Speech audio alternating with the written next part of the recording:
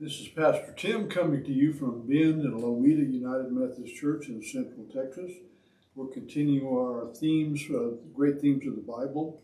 We're trying to introduce people that may not be familiar with the Bible to the basic themes that are presented there, and that way they might have an understanding. You might have a better understanding when you read the Bible.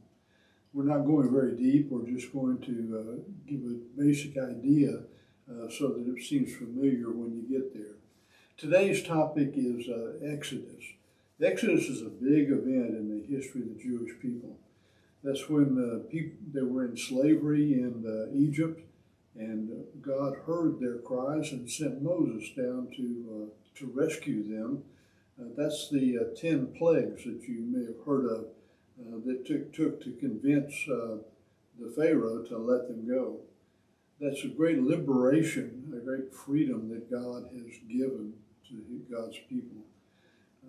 That is especially important for Christians, I think, because one thing it tells us is that God listens to prayers. It may be a long time before God answers, but God is faithful in answering prayer.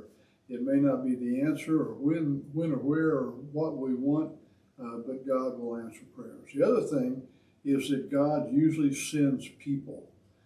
When something needs to be done for God, God picks out a prophet or a person who's receptive to God's calling and sends them to be the one that will do for people what they cannot do for themselves.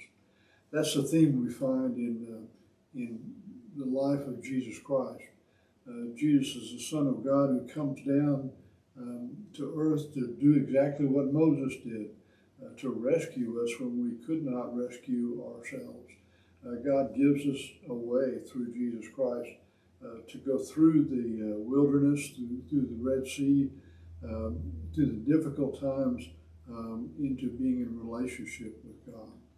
And so covenant on the Exodus is a theme for both Jews and Christians, and I think some other religions as well.